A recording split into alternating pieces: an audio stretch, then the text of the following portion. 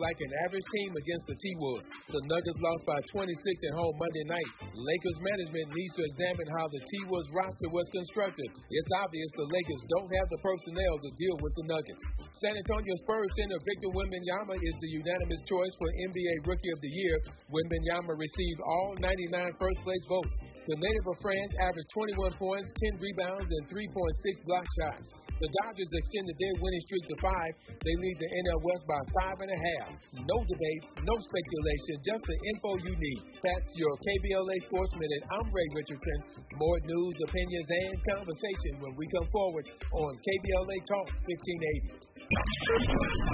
KBLA Talk 1580 is the fastest growing talk radio station in Southern California, home to 50,000 watts and an audience reach of 12 million listeners.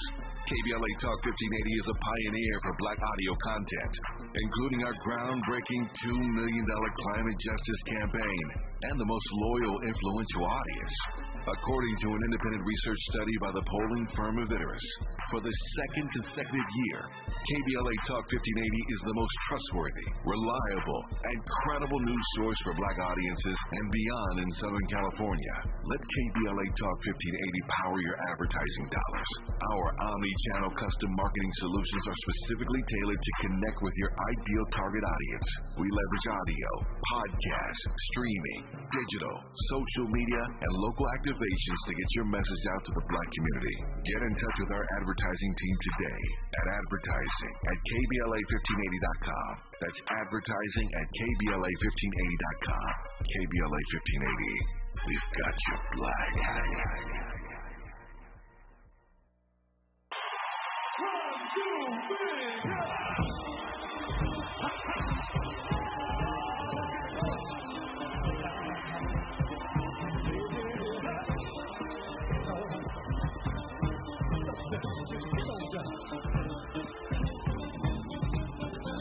I'm gonna try to keep it coming. Things ain't always new.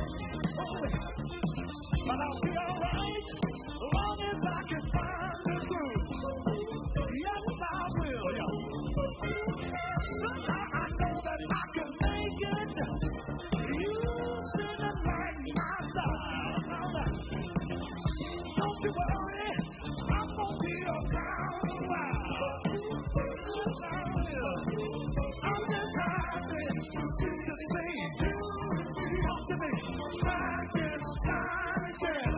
Live from historic Lamert Park in Los Angeles, California, I'm Tavis Smiley, and I'm so glad to see you and me back in stride again.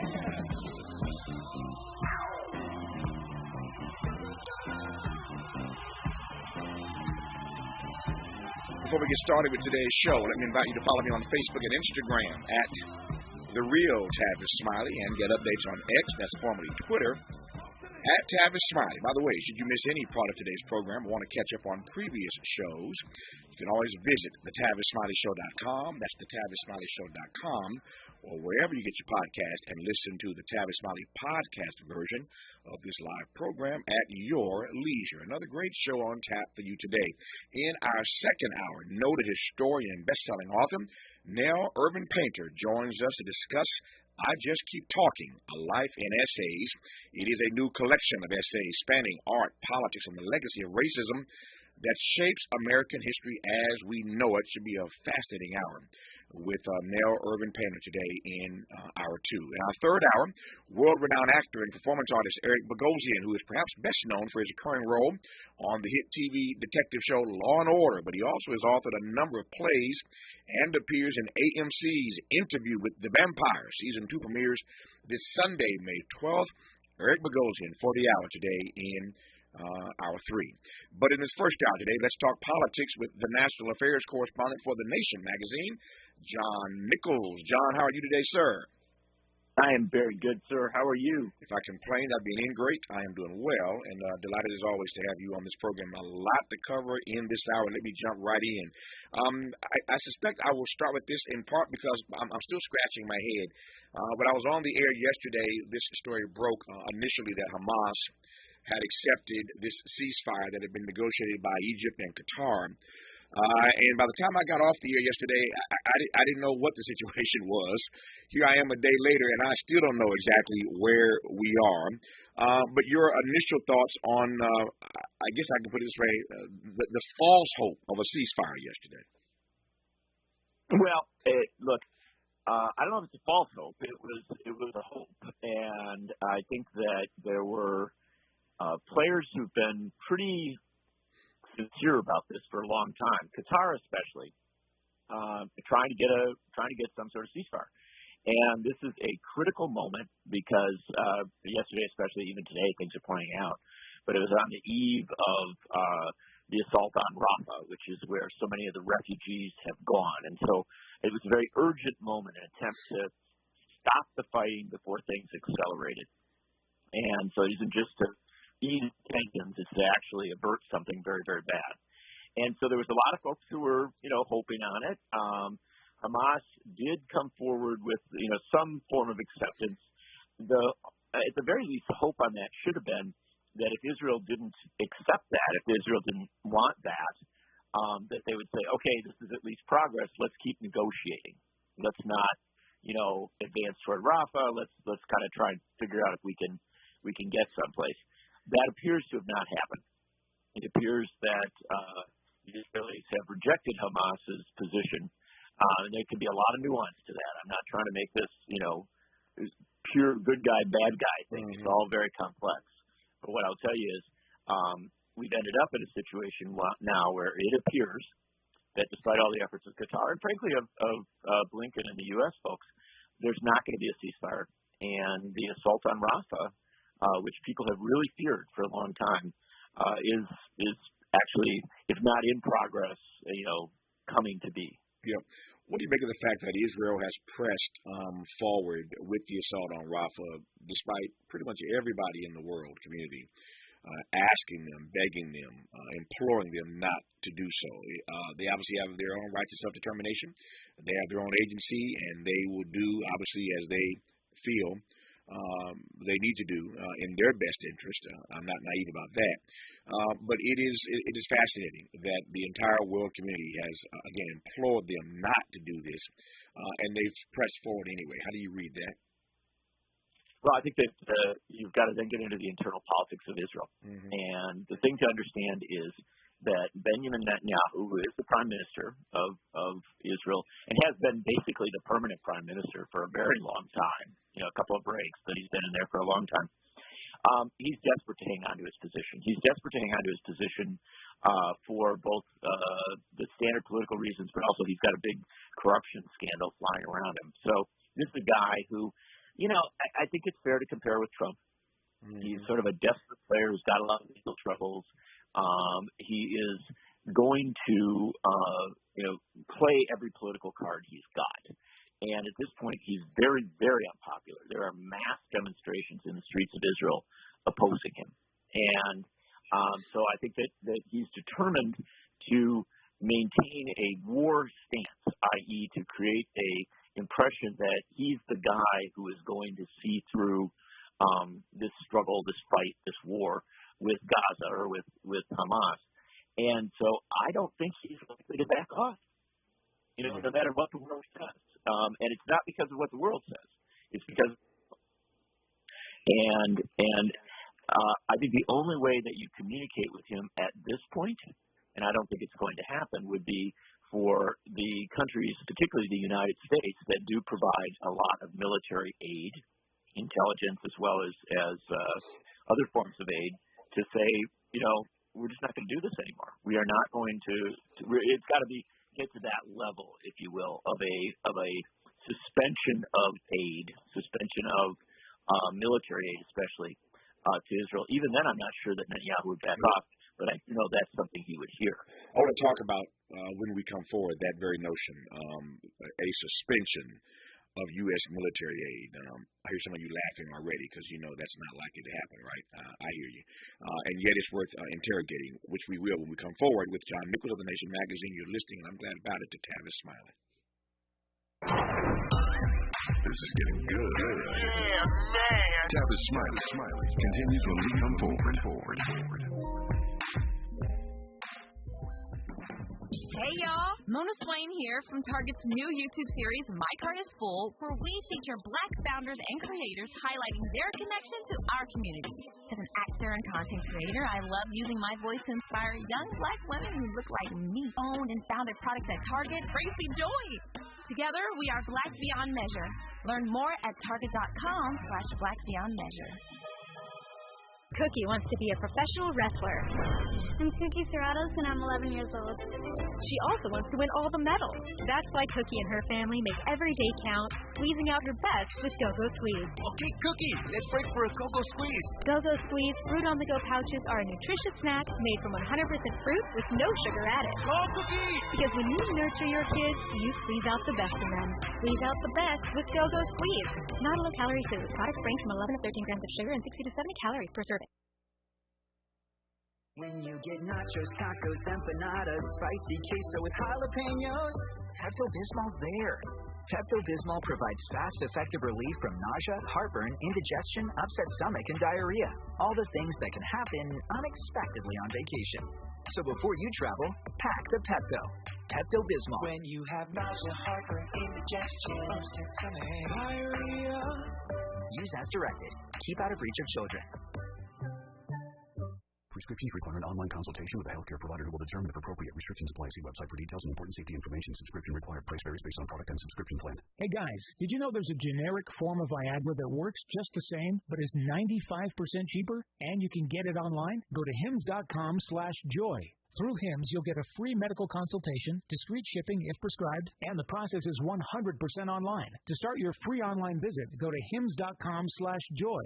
That's HIMS.com/JOY. JP Morgan Chase is building on the investments in California to help close the racial wealth gap and build a more equitable future. Visit jpmorganchase.com/racial equity and get the tools to help reach your financial goals. My friends swim no matter the season, but my moderate to severe plaque psoriasis can sometimes take me out of the moment. Now, thanks to Skyrizi and Clear Skin, count me in. With Skyrizi Risankizumab Riza, a prescription-only 150 milligram injection for adults who are candidates for systemic or phototherapy. 3 out of 4 people achieve 90% clear skin at 4 months.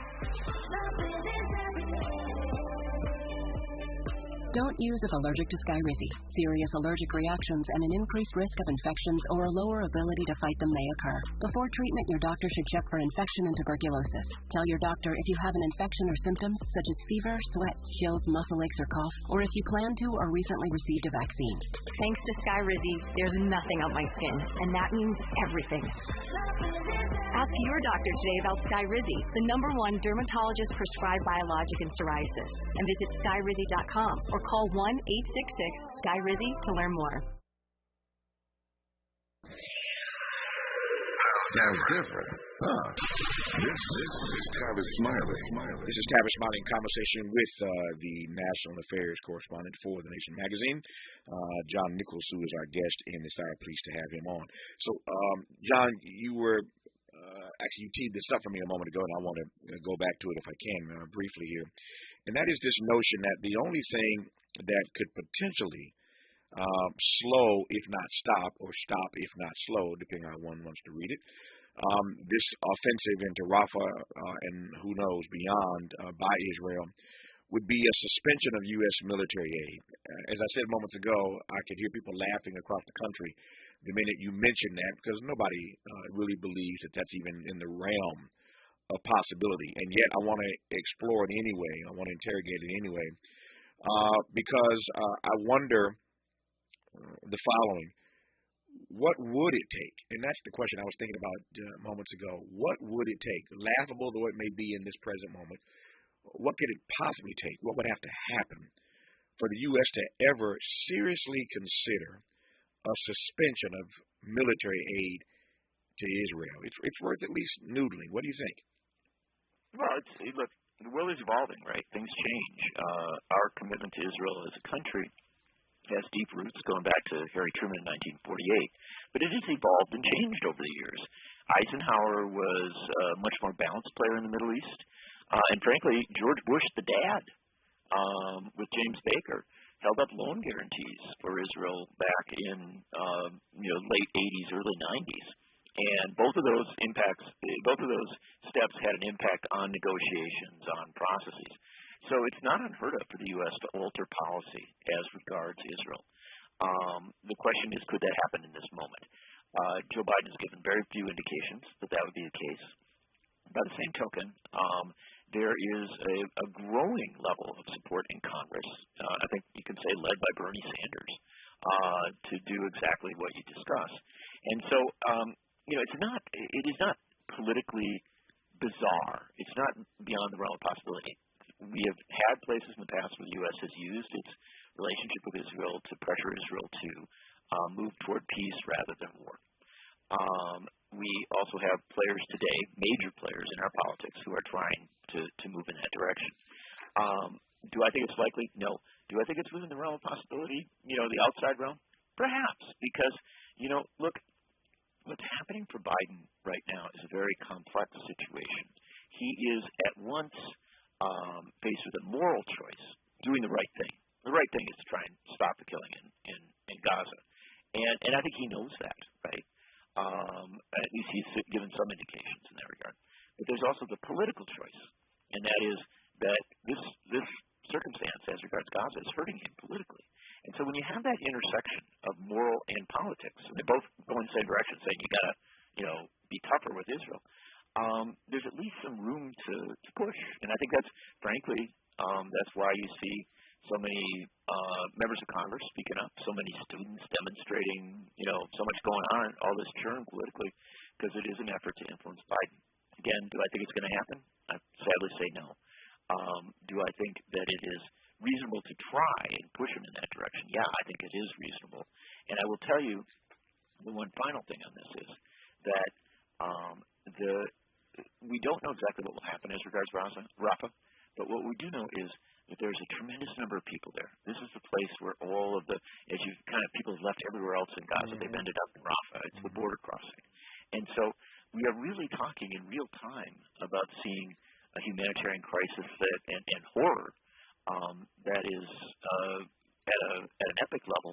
And we are no longer in the period of, the past where something terrible happened and you read about it the next day in the paper, or you maybe saw it on the evening news. This is something that people will see immediately.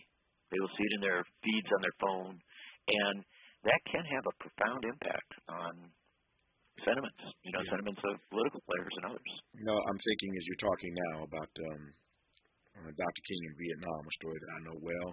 As you know, I've written a book about this, about Dr. King in the last year of his life. And for those of you who are King students, you realize and will recall that Dr. King gave that speech beyond Vietnam at the Riverside Church on the Upper West Side of Manhattan on April 4, 1967.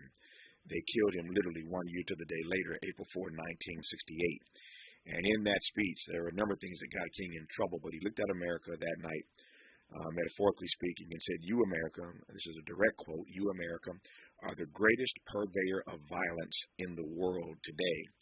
What got King to that place, what got him to that pulpit, what got him to Riverside, into that speech, was seeing the napalm and the impact that bombing had on those precious babies in Vietnam. He was trying to eat breakfast one morning and literally could not eat, looking at photos in Life magazine of what was happening to those babies in Vietnam. And so I think John is right. There is a way in which when people around the world are confronted with these images, and if this offensive in Rafah continues, you're going to be seeing a lot more of these images of wounded and injured.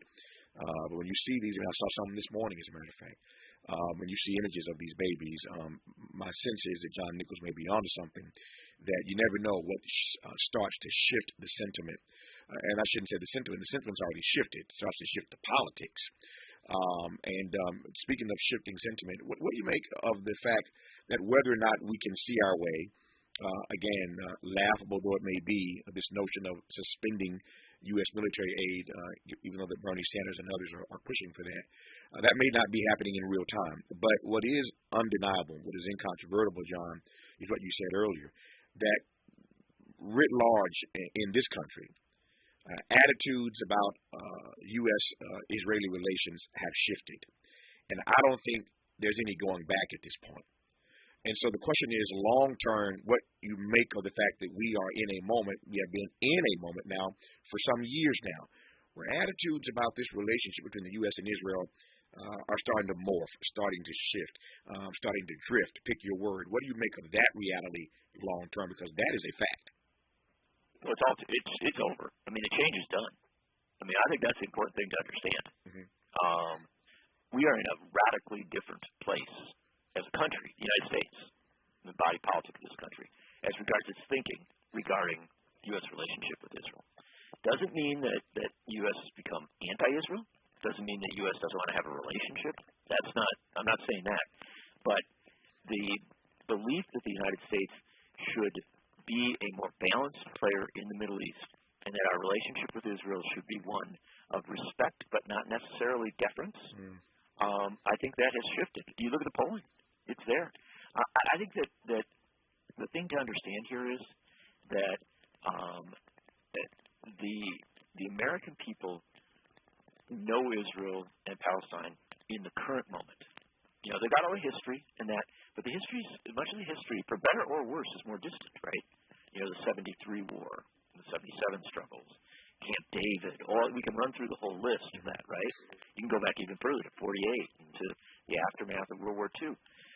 But what people are seeing is in the current moment. They're seeing a powerful, globally, established nation, Israel, being brutal to a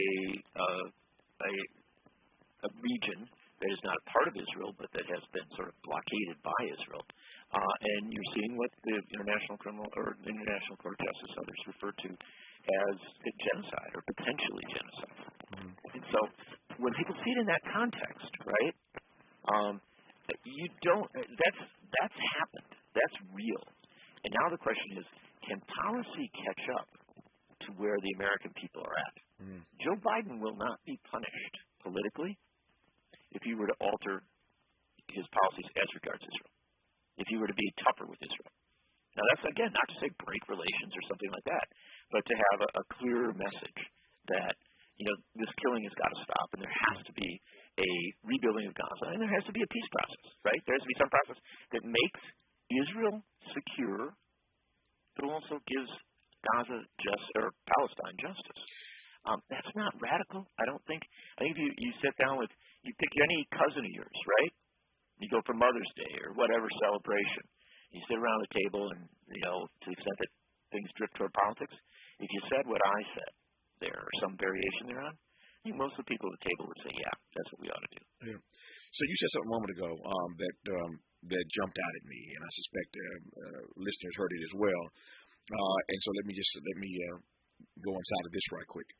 I think you're right about it. It's a strong statement, and nobody's ever said this as bluntly as you just did. It is a strong statement that you just made that Joe Biden will not be punished politically if he got a little tougher on Israel. We're not even talking about to the point of suspending aid. That would be monumental. That'd be much tougher, yeah. Yeah, it'd be much tougher, yeah.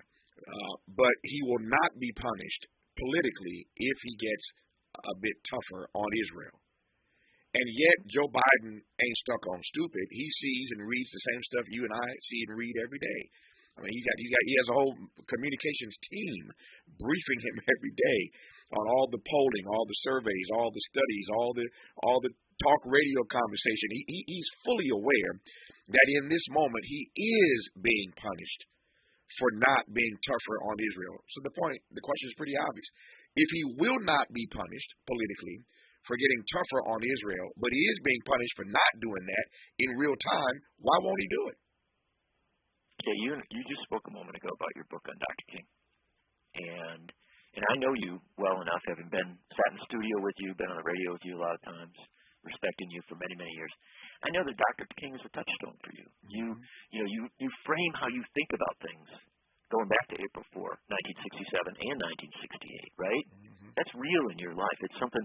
And you can't break that. That's hard to break.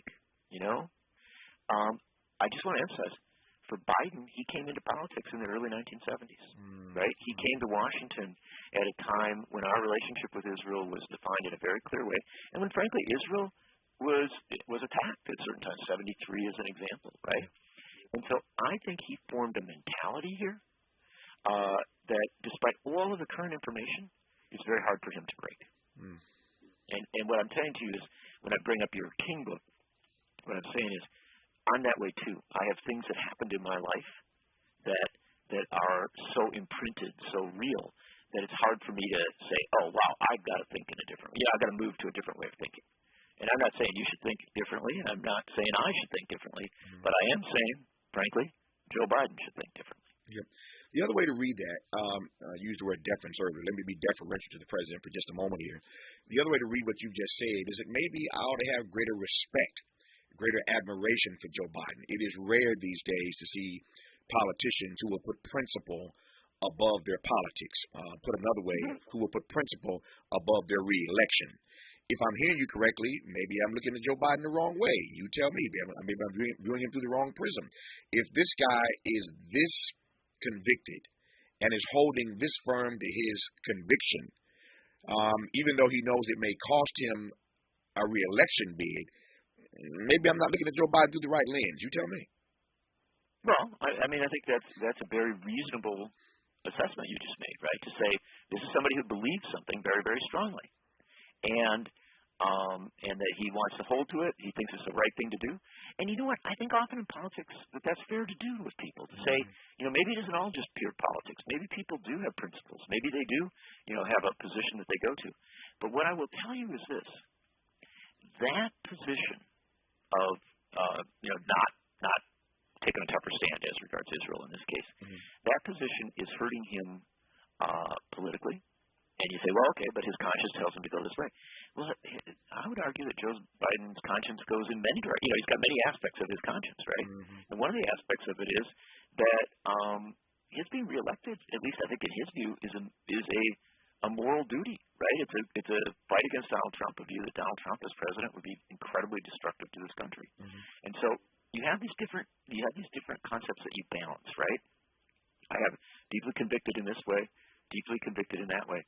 When you're president of the United States, you put your hand on that Bible, right? You swear that oath.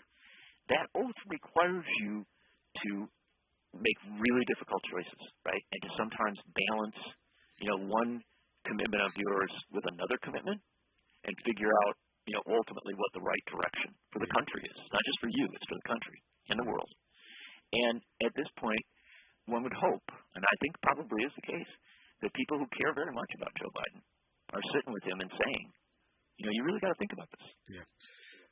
We mentioned King earlier, and one of King's more famous quotes comes to mind, that the ultimate measure of a man is not where he stands in times of comfort and convenience, but where he stands in times of controversy and challenge. These are certainly times of controversy and challenge for Joe Biden, and we will see how the country measures him just a few months from now. Speaking of that, there's a new poll out from the Washington Post, not good news for Joe Biden, that fewer black Americans plan to vote in 2024.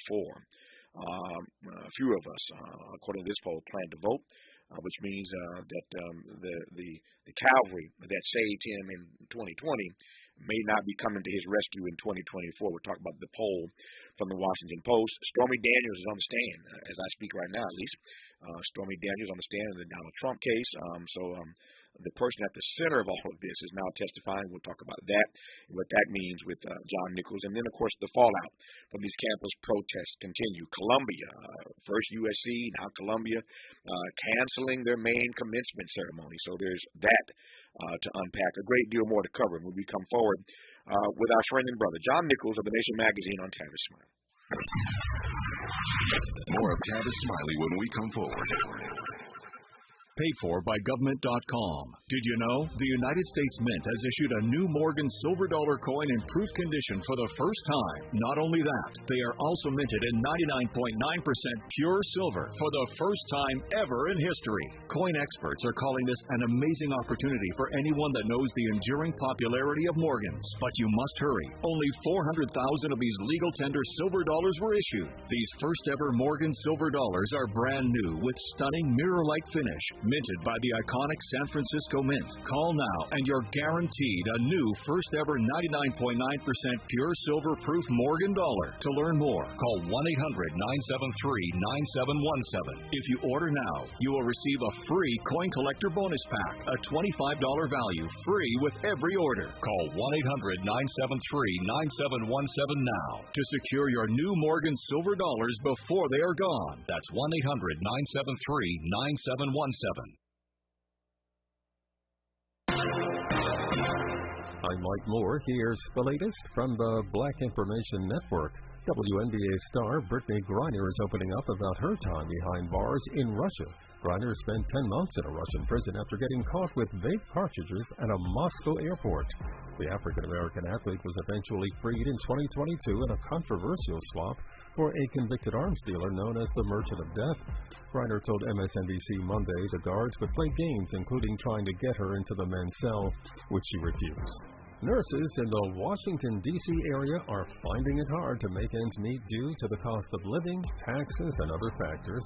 A recent study by the financial website MoneyPeak ranks the D.C., Alexandria, Arlington area as the toughest place for nurses to live in the United States.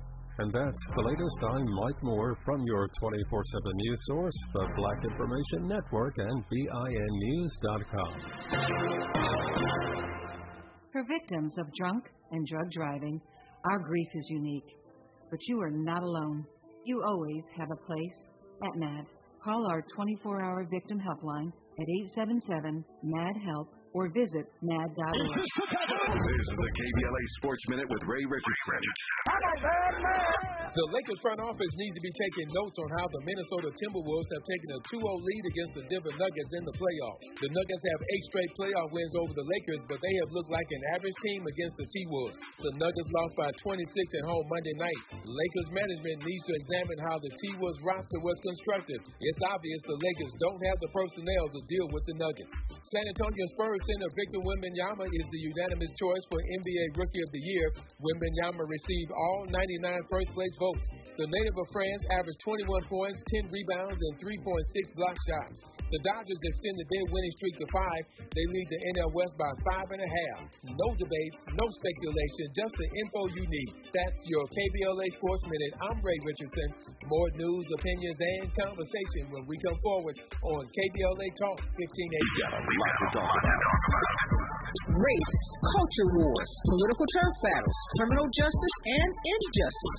The courts. These are the conversations you won't hear elsewhere. My guests are leading journalists, celebrities, and sports figures, elected leaders, and influencers. They aren't afraid to get into it and say the quiet part out loud. With Areva Martin in real time, your commute just became the most engaging part of your day. Tune in weekdays from 4 p.m. to 6 p.m. or find us on YouTube. Areva Martin in real time, when you want it straight, no chaser. Unapologetically progressive. KBLA Talk 1580. We've got your black.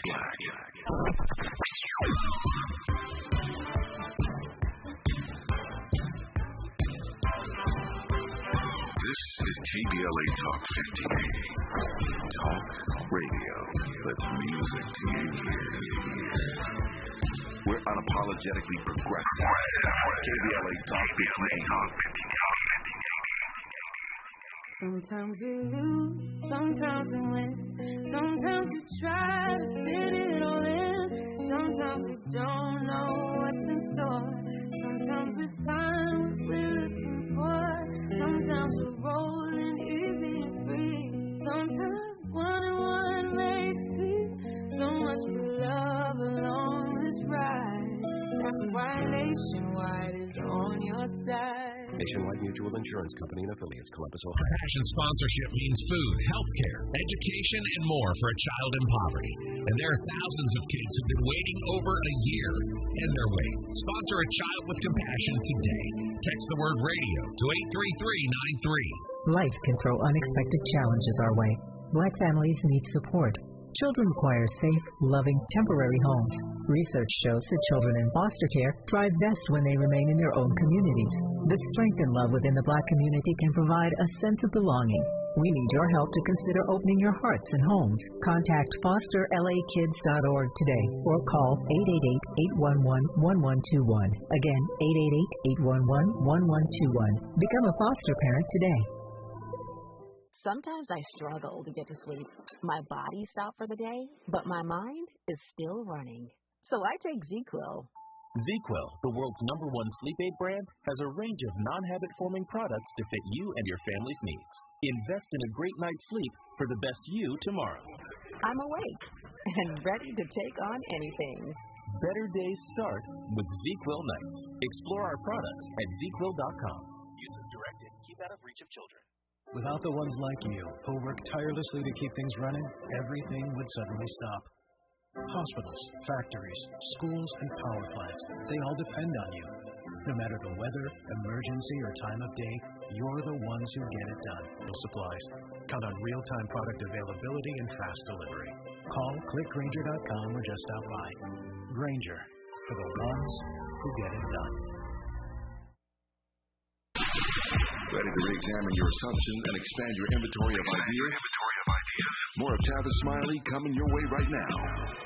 More of Tavis Smiley and John Nichols of The Nation magazine coming your way right now. I often get asked in interviews, Tavis, what do you read? What do you read? Well, one of the things I read all the time is The Nation magazine, and that's not just a frivolous shout-out.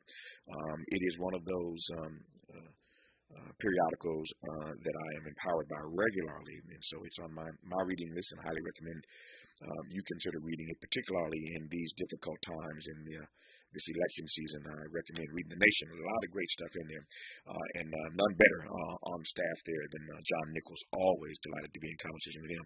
John, I'm trying to get away to trying to move on to some of these other issues, but I keep getting pulled in by things that pop into my head, given the conversation, this rich conversation that we're having. We mentioned Dr. King earlier. We mentioned Bernie Sanders earlier. Let me draw a line.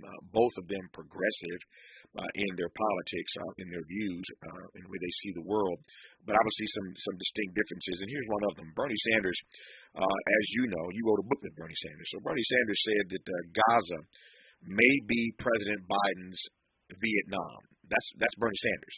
That Gaza may be President Biden's Vietnam, but that doesn't mean you can vote for somebody else who could be the most dangerous person in American history. Those are Bernie Sanders' words. That Gaza may be Biden's Vietnam, but that doesn't mean you can vote for somebody else who could be the most dangerous person in American history. So Bernie Sanders has already started and will continue to campaign for Joe Biden against Donald Trump. Now, I recognize that Dr. King wasn't facing a Donald Trump in that way, but King could not abide Lyndon Johnson's policy and made it clear that he was going to do everything he could to make sure that Lyndon Johnson did not get reelected. As we all know, students of history, Johnson ultimately decided he wasn't going to run for reelection anyway, so it saved King a lot of work in that regard. But King split with LBJ over Vietnam. Bernie is not splitting with Joe Biden over Gaza, even though he says that Gaza may be his Vietnam. You know Bernie as well as I do, or better.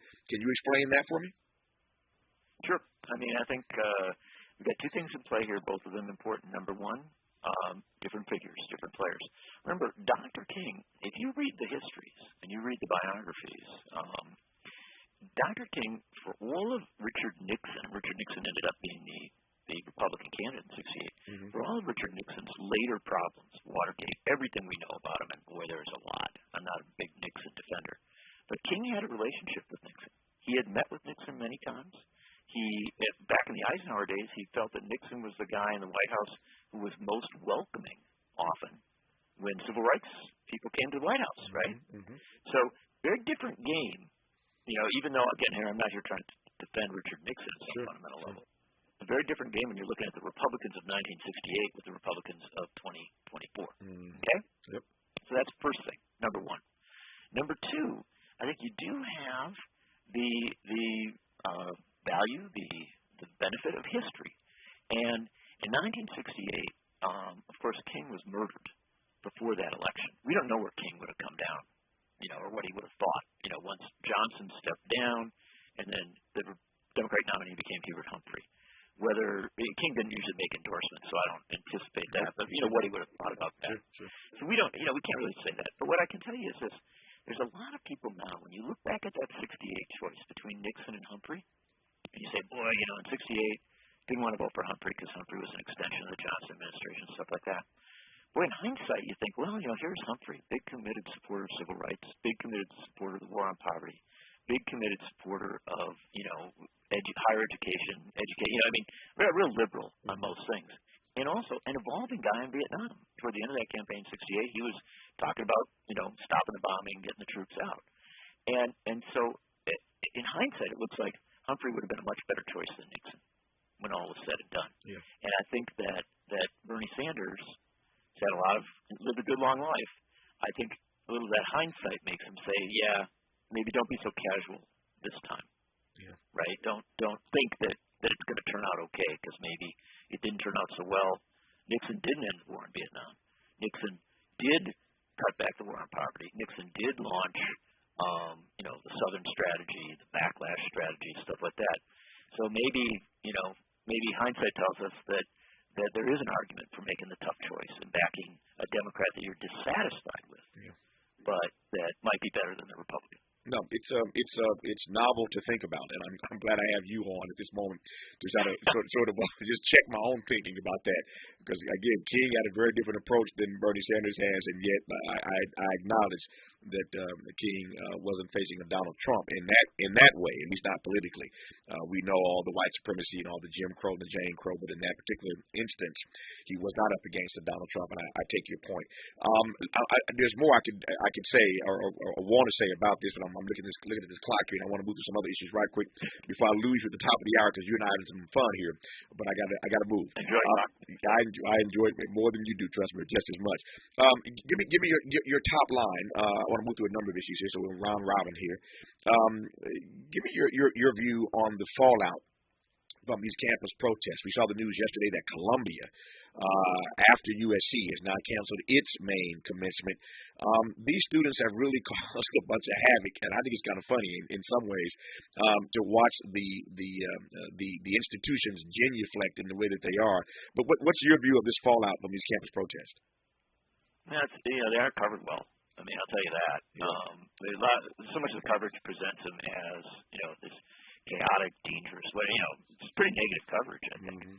I've gone to some of these encampments. There's one I live in Madison, Wisconsin. I've been to the one on the University of Wisconsin campus. I mean, last night they had Jewish professors from the university with all the people in the encampment doing an evening-long discussion about Holocaust Remembrance Day, right? Mm-hmm. And honoring, you know what I mean? This wasn't anti-Semitic. This is quite the opposite, right? These are people who are really, kind of digging in. I've seen many of these encampments as multiracial, multi-ethnic, religiously diverse, people coming from all sorts of different backgrounds and getting along pretty well, doing a pretty good job of it. I apologize, I'm here in just a second. So doing a pretty good job of it. And so I think the coverage has been really skewed. It's been very poor, and it's often the case where we don't cover these things well. If I'm going to make a comparison, I would make a comparison to much of the anti-apartheid movement back in the 80s. And it got a lot of negative coverage from some folks. But boy, when you went out and saw it, these are pretty sincere young people trying to change policy. Now, you didn't ask me that. You asked me about the fallout.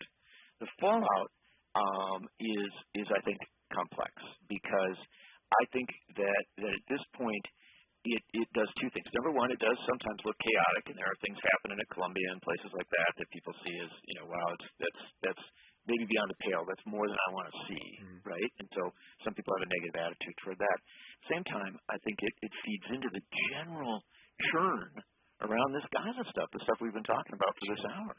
And people look at that, and again, here we go back, Tavis, to your book and to things of this nature. Go back to the 1960s, right? You had those different poles, different emotions. There were a lot of folks, voters, who weren't comfortable with all the student demonstrations, but they also weren't comfortable with Vietnam, right? And so, I guess at the bottom line, the one thing I would say is, obviously, I wrote a book with Sanders, and I have great respect for him. I like what he's been saying about this, and that is we have to understand that dissent isn't always, comfortable. and sometimes it does get a little chaotic, but that student dissent, in the civil rights era, in the Vietnam era, in the apartheid era, has often moved us in a good direction. No, I think you're right about that.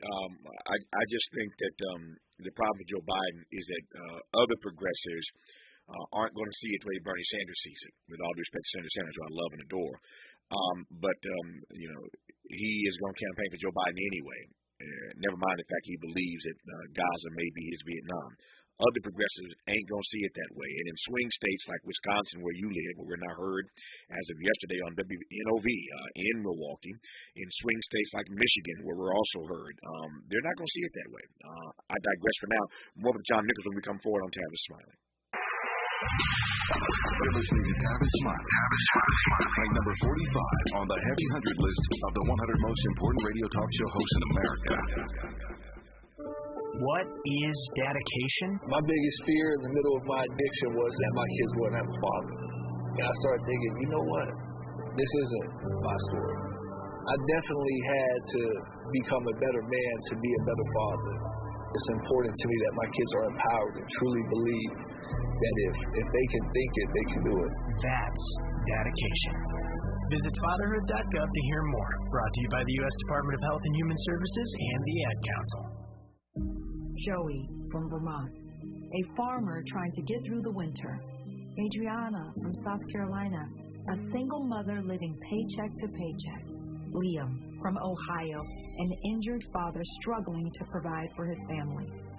Hi, I'm Shanola Hampton, and I support the Feeding America network of food banks because they help provide over 6 billion meals to people in need each year. Learn more at feedingamerica.org.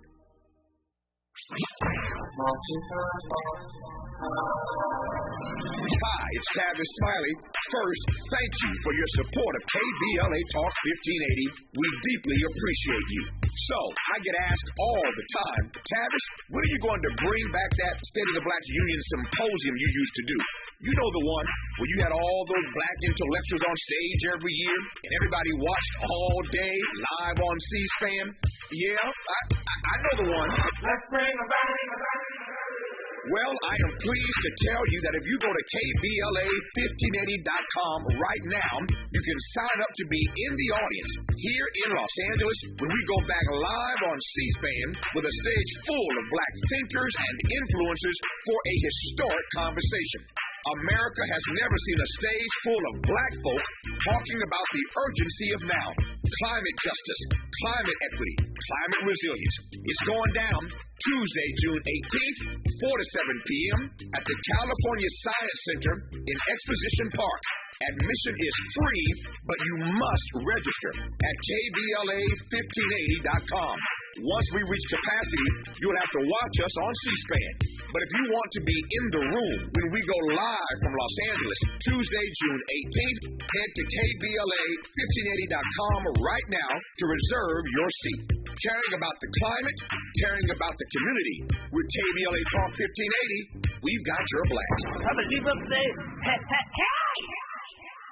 My mom has taken up going to the park. My dad's going to a club, but not a book club, a salsa club. Finding new hobbies comes with age. My mom has started getting lost and not knowing where she's going. Becoming lost or disoriented doesn't. Confusion with time or place may be a sign of Alzheimer's. An early diagnosis can help improve the quality of life for your loved one. Learn the warning signs of Alzheimer's at 10signs.org. Brought to you by the Alzheimer's Association and the Ad Council. Who do you trust to get at the truth? Tavis Smiley. That's who. The conversation continues right now. All right, John, let me pick up the pace here. Running out of time. A poll from the Washington Post that you saw. Fewer black Americans plan to vote in 2024. The numbers are these. The poll found that black adults at the level of 62% say they're absolutely certain to vote, but that's down from 74% in June of 2020. The numbers are still and steadily headed in the wrong direction for Joe Biden when it comes to black voters. Now, again, polls are snapshots in time. I get it. But these things are consistent and they're trending, and I'm concerned about Joe Biden and the black vote. You got to be. Yeah. It's the right thing. You know, especially Joe Biden, right? Yeah. I mean, a couple of things. First and foremost, black votes shouldn't be taken for granted, right? That's right. It is very, very important. You know your history. I know a little history. And I won't go on a big thing because I know we don't have a lot of time, but I'll tell you, in 1956, long ago, Democrats have been voting, or blacks have been voting pretty Democratic for quite a while since the Great Depression era. Dwight Eisenhower, the Republican president, decided he was going to make a try for the black vote. And he formed an alliance with Adam Clayton Powell. They went out, organized, campaigned, and Eisenhower got a very substantial black vote, in some places into the 40% level, and even more in some places. And so I don't think, I know that seems like ancient history, but I don't think you can ever take it for granted. You just don't know, A, when people are going to be disenchanted and just not vote, or B, when they might actually consider other options. Yeah. And so I will tell you, for the Democratic Party this year, because the black vote is so absolutely critical, not just to Biden, but to their efforts to control the Senate and the House, there should be a massive, assignment of funding, strategy, support to do that outreach, right? To make that connection. If they don't do it, they do run a risk. And I don't think I don't think black voters are going to go vote for Trump in some huge numbers. I don't think that's going to happen. But what I do think is the danger is, of an under turnout. And that's just not black. It isn't just blacks, by the way. I'll also emphasize that's young people. Sure. There's quite a few demographic groups we're talking about here. To your point, the main takeaway from this poll in the Washington Post is that Biden faces challenges motivating young black Americans who have soured on his presidency. So just to underscore the point that John Nichols made, his numbers in black America are soft across the board. But that in part exists because he's having a difficult time connecting with young black Americans, once again, who've turned their nose up, sort of soured on his presidency. And to John's point, that's true of young folk across the board. And so these numbers are troubling, and I know the campaign and the White House are paying attention, but it's trending. These polls keep finding the same thing, and that's what's a little scary. Our remaining moments with John Nichols when we come forward on Tavis Smiley. Seeking the truth, speaking the truth. This is the Tavis Smiley Show. If you're like me, 60 and retired, making ends meet, especially here at the supermarket and drugstore, is tough. I'm so blessed to have found benefitscheckup.org. It's a free and confidential website from the National Council on Aging that connected me to $1,200 a year in programs that help pay for food, medicine, utilities, and more. Maybe it can help you. benefitscheckup.org. My daughter was diagnosed with a rare malignant rhabdoid tumor on the spine. They sent her straight to St. Jude. My hope was gone. But when you get there, everyone's like, hey, we're not going to give up. And when you see other people not giving up on your child, that makes all the difference in the world. When I found out I didn't have to pay, I was grateful. They saved my baby's life. Finding cures, saving children. Learn more at stjude.org. KBLA Talk 1580. We've got a lot to talk about.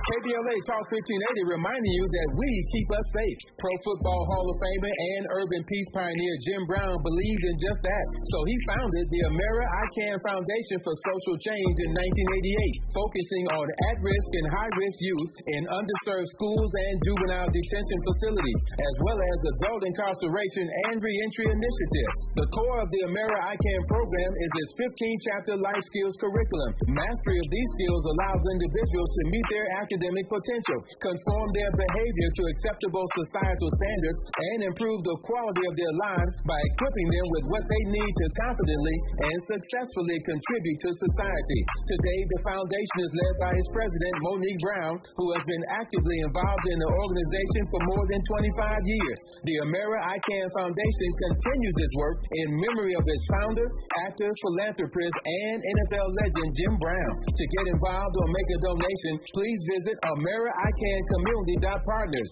That's AmeriICanCommunity.partners. This is a community call to action from KBLA Talk 1580. Febreze. So my home is also my office. And before I can focus, every room's gotta be clean. That means tidying up and spraying my Febreze Air Mist. Ooh, that's fresh. Febreze Air Mist scents are all high quality. They fight any weird funk, and they give my air an instant boost of freshness. So not only does my home smell good, I feel good too. After I Febreze, it's time to start my day. Breathe happy, Febreze, la la la la la. Smart talk for curious people just like you. You're listening to Tavis Smiley. Tavis Smiley and John Nichols, National Affairs correspondent for The Nation magazine. You got about 3 minutes left here in this hour. John, you talked him up. Bibi Netanyahu has spoken while we have been on the air for the last few minutes.